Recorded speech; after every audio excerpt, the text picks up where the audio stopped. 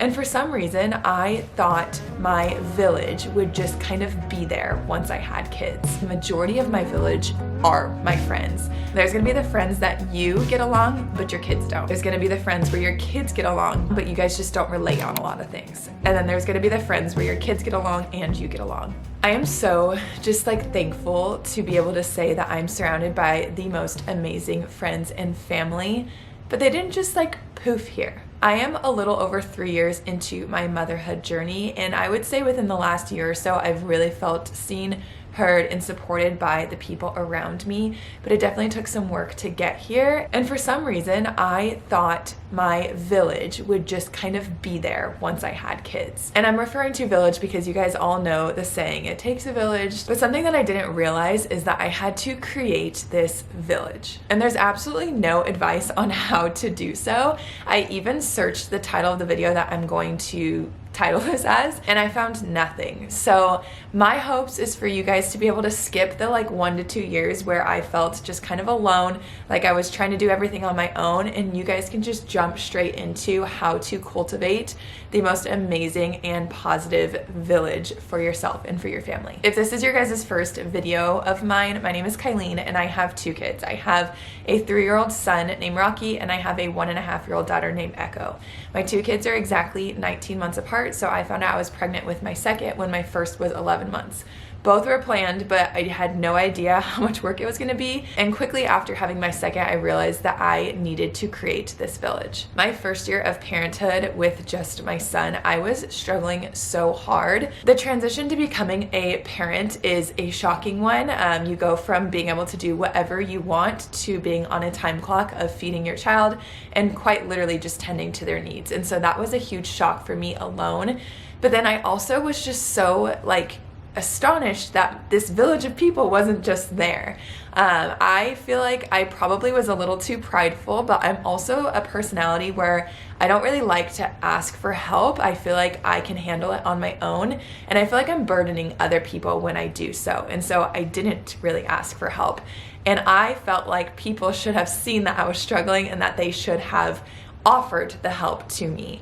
And that is just not really fair to anyone, especially if you're like me and you kind of just like put on a hard face and just be like, I got it, I can do it. But really that just was not benefiting me or the people around me in this relationship I was trying to create in this so-called village. I think it was a period of time in which I was just really struggling, and it all kind of just clicked for me that I need to swallow my pride. I need to stop thinking I'm burdening people, and I just need to ask for help, and I need to trust and rely on the people around me that they can help me and that they can bring me things that I cannot do myself. And so I started doing that. And I'll explain kind of the process of how I found my village within my family and then within friends. But I was pleasantly surprised by how many people who were willing to step up and help us that I didn't think would want to, or I really felt like I was going to burden them. So if you take anything from this video, start with the fact that you need help and you gotta ask for it, and it's okay to ask for help. I wish I would have accepted that myself 1.5 years or 2 years ago, but we're here and we've accepted it, and I'm telling you, it is so nice to have help. Let's start with family, because I feel like this is the hardest part, because when you think of this like village that you're supposed to have when you are in the parenting stage of life, at least for me, I thought of family, which can be very frustrating if you feel like your needs are not being met in this category. I personally struggled with this a lot because all of my family works, and there's not anyone who is retired or not working that I could get consistent help from.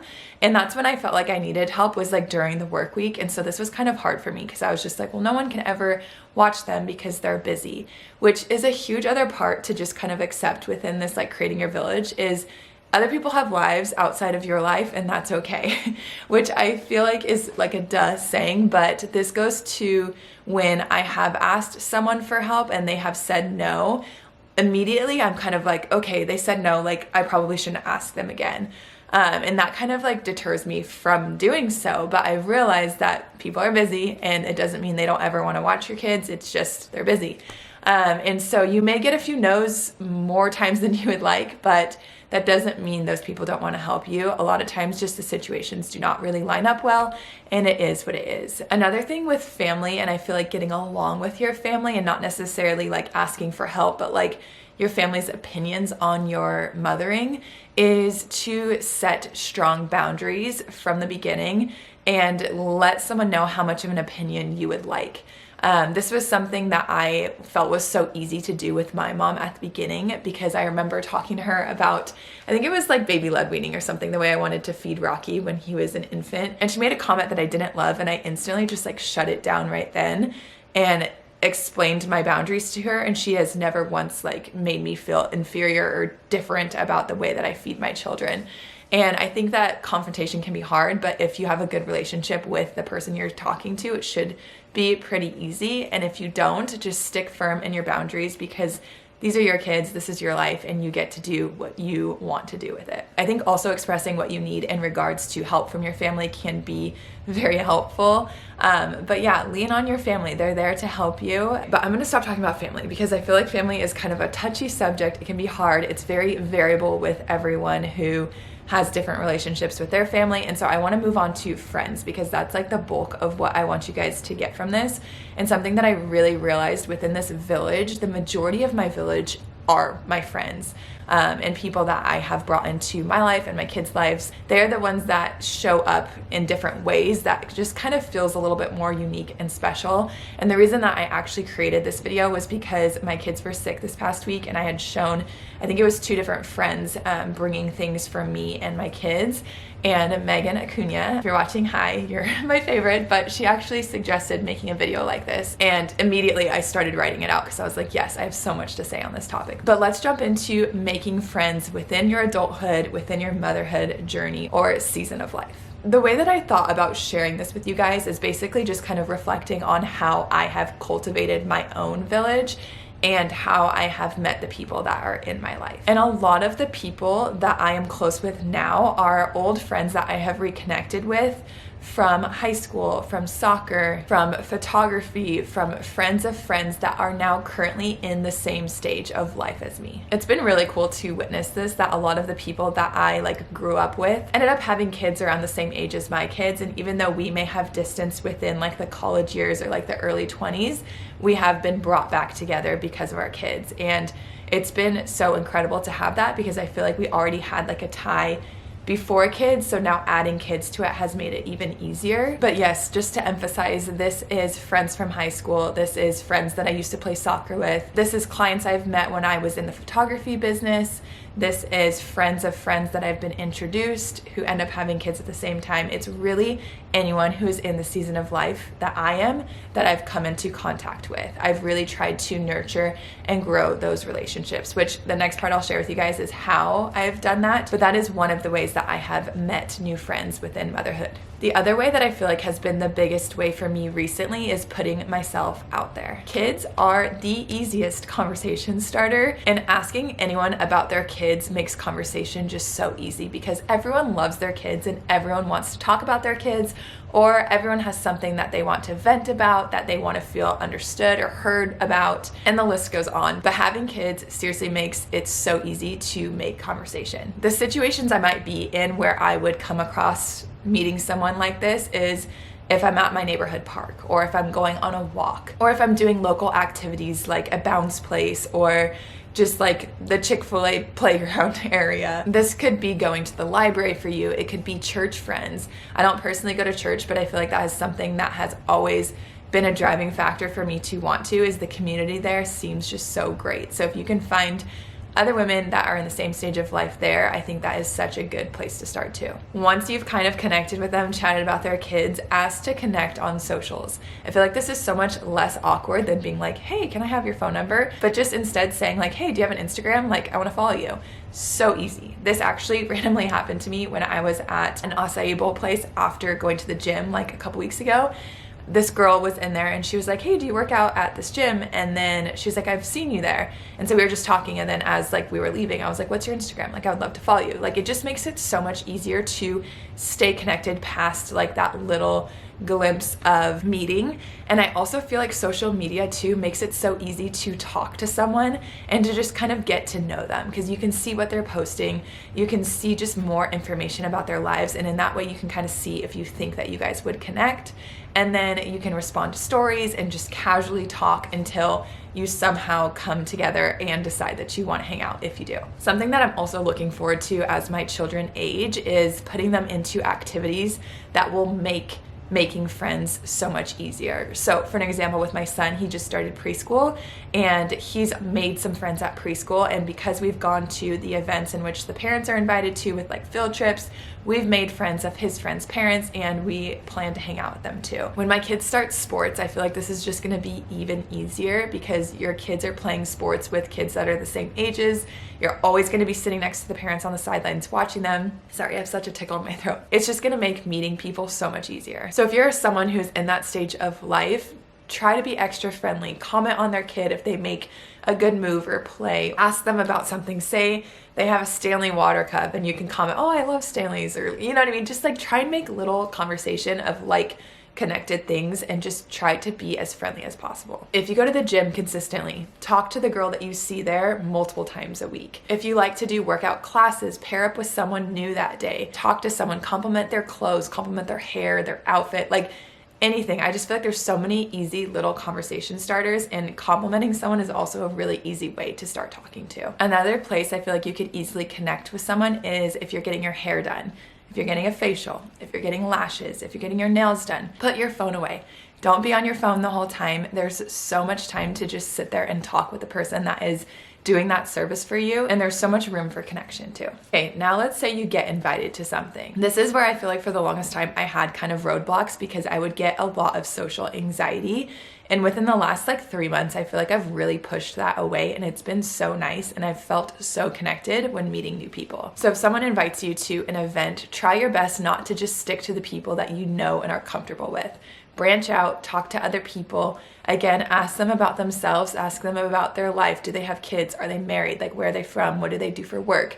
Just really invest in getting to know them, and it will make the whole experience so much more enjoyable rather than just staying in the corner and only talking to the one person that you know. I've been very guilty of that, and it feels very isolating, and I don't get a lot out of those social situations. So I highly recommend talking to people that you're not insanely comfortable with. And if that means you need to go with the person that you came with that you are comfortable with, great, but don't stay in your own little bubble the whole time. Something else that I feel like has been helpful for me lately is to not stay in my head. A lot of times I'll say something and then I can't stop thinking about why I said it. And I'm just like, wow, that was so dumb. Why did I say that? And I just get in over my head. And I've talked about this with other friends and they're just like, oh my gosh, yes, I've done that. But then when you hear their end of it, you're like, that's so silly. I would have never thought twice about you saying that. I think that's something else that we do commonly as women is we just like kind of judge women and we assume like, this girl's not gonna like me, or this girl's gonna think she's better than me, or I don't know, it's all silly things, but I've talked to friends and again, I've realized that that's a very common thing. So just get outside yourself, stop thinking about you, and just go talk to people and actively listen and engage in them, and I promise you it'll bring good conversation. Okay, so now what? You have some friends, you've made some friends. How do we be a good friend? Why is that such a silly thing? I don't know, but I feel like it is hard to be a good friend. And I actually did an entire podcast episode on this if you are curious. We titled it How to Be That Friend. So I'll leave that linked down below. But I wanted to share just like my favorite little tidbits from that and like how I actually show up in my friends' life in like real life. There's something that I've realized within making friends in this stage of life is there's like 3 different friends that you're gonna make. There's gonna be the friends that you get along, but your kids don't. There's gonna be the friends where your kids get along, but it's not that you don't get along, but you guys just don't relate on a lot of things. And then there's gonna be the friends where your kids get along and you get along. And all of those friends have their own place and are completely necessary. Of course, the situation in which you get along and your kids get along is like the most desirable, but it's okay to have certain friends for certain reasons. And sometimes you just need your kids to have social interaction, and sometimes you need to have social interaction. And those cups are not going to be both filled, and that's okay too. All are welcome and good and serve their own purpose. So my first tip is to be the friend that you would love to have.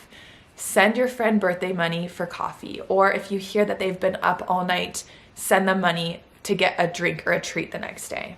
If you see that one of your friends are sick, offer to bring them medicine, go do their errands for them, go get their groceries, get them a little treat to make their spirits a little bit higher, get their kids a little toy to make them have more fun being at home. Drop it off at the door, make it easy, make it so that they don't feel like they need to tend to a person. This is honestly one of my favorite ways to show up as a friend, but it's also one of my favorite ways for my friends to show up for me, because it feels like they are hearing me, they're seeing me, they're doing just like a little act of kindness that really can like make your day so much better. Another thing that you can do is make dinner for your friends and host and have them over. Weeknights are my absolute favorite for this, because I feel like weekends can get so busy, and honestly weekends are a lot more for like the entire family, since like working schedules are always conflicting. But during the week, typically everyone is home unless there's like sporting events, and it makes it easy to host someone over for dinner.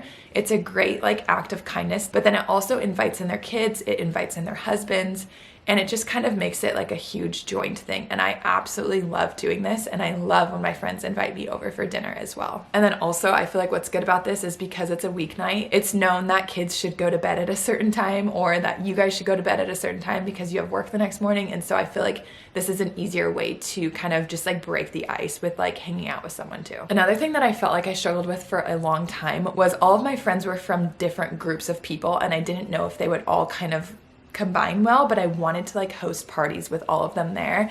And honestly with that, I just kind of got out of my head and I started inviting them all. And a lot of them know each other now because they're always like at my few parties throughout the year. It's been so fun and easy. And I think as the host for that, it can be stressful because you're like, okay, I need to make sure everyone's good.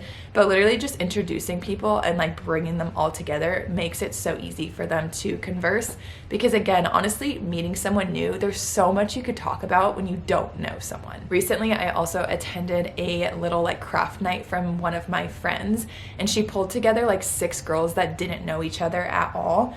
And we sat and did a craft, and as we did it, she explained her connections to every single person, and I loved it. I felt like it was so nice for one, us all to be able to get to know each other on a like decent level, but for two, it kind of took the pressure off of all of us having to like talk too, and it gave like a really good basis. So I feel like if you're trying to bring some people together, that may be a good way. Maybe you have 1 or 2 other friends and they have 2 other friends. Like you could host something where it's like, okay, I'm inviting 2 people and then they get to invite 1 person as well. And I think that's a really good way to just kind of mix girls together and just get people meeting each other. And that kind of makes it so that you can meet new people too, and it's like an easy, comfortable, safe environment.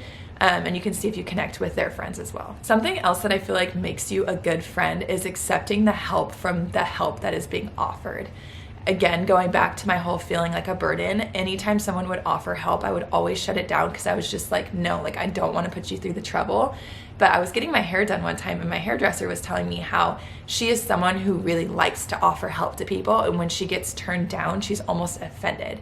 And I had never really thought about it that way, and I thought that was such an insightful thing. And so now I try my best to accept help because it's a way that they're getting to be a good friend to me too, and I need to allow that. This also just makes life so much easier, especially like if you're hosting a dinner, like let them bring the dessert, let them bring a part of the meal. If you're trying to host a party, let them help come up with the ideas or decorate or whatever it is. When you have help, clearly, life is just so much easier. I want to talk about listening for a second because that is something that I keep talking about, is like asking people questions and like listening to them. So I have a lot of like helpful tips for that, but really quick before I get into that, something that I wanted to comment on is how hard it can be to get together with mom friends when they're on opposite schedules. And I've had a few friends where I've been opposite schedules of many times for many years. And honestly, the best way around this is to just alternate which person has to kind of give a little bit. And so if that means you're skipping a nap with one of your kids, next time hopefully they can. And I wouldn't keep score, but if you are the one who's constantly doing it, it can feel frustrating if like you don't want to be doing that. I think this also comes with personality. Like I'm someone who really likes to make sure my kids get their naps in, but there may be a friend who just is very lenient and doesn't really care as much. And so kind of just fill out the relationship. But I do think in order to make time for playdates and have time together, sometimes your kids are going to skip a nap. And again, for a type A person like me, that was so hard to swallow, but I'm telling you, every time I've done it, like it hasn't been the worst thing. Like I literally can't even think of a time where I did that where it just went so bad, because kids are so adaptable. And if you just do it here or there, it's totally fine. But like I said, if it's something where you're constantly the one who is doing that, that's not going to be very maintainable for your life, and you're not going to want to do it. So just kind of pay attention to how often you're having to do it, but being flexible. Also, every kid is usually awake at the same time. So if you want to do something early, that always helps. Or if you want to do something after their last nap, that always helps, because kids are usually awake at the end of the day at the same time too. Okay, let's end on listening and how to just really make your friends feel heard and seen. I can't think of one person who would say they would feel better leaving a hangout or conversation where they didn't get a word in, no one asked them anything about themselves, and they literally just heard someone talk about themselves the entire time. I personally don't like that, and I don't know many people who would. And so make sure that is not you. And that requires a lot of like self-reflection. I think a lot of times too, when there's silence or awkwardness, we can try and fill it with conversation because we don't want it to be awkward, but just make sure you're giving enough space for that other person to speak as well. And you don't have to always fill that with your own things. You can always fill that with questions about whoever you're with. Another thing with listening that I feel like is kind of hard is when someone says something to you, are you thinking of your answer before they're finished talking?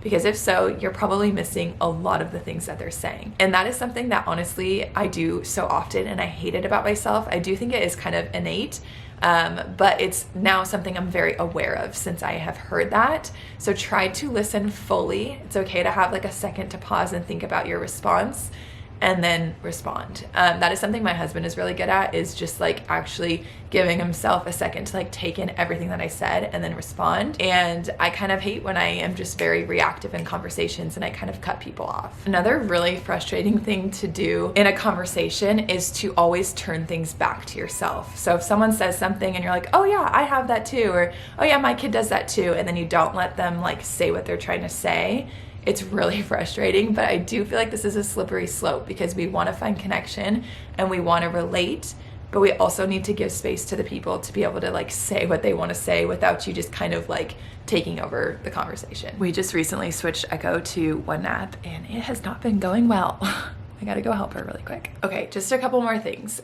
Something else that I really strive when I am with someone is to pay attention to just like the way I make them feel once I leave. And this is so much easier said than done, because I feel like I've noticed this about certain people and the way I feel when I leave. And so I'm trying to like subconsciously be aware of what my effects are on people too. But if you're with someone who's just like constantly complaining or just negative, like you're gonna walk away feeling negative. If you're with someone who's really uplifting and is always working on something, you're gonna feel very positive and just very like inspired when you leave. And trust me, there's times and places for feeling negative or letting your friends complain or all of those things. But if it's something that is happening every single time, you're gonna notice that you're gonna naturally just kind of not wanna be around that person. And being that person, you don't want to be that person, you know what I mean? Also, to talk about like venting too really quick, something I like to ask my friends is, do you want sympathy or a solution?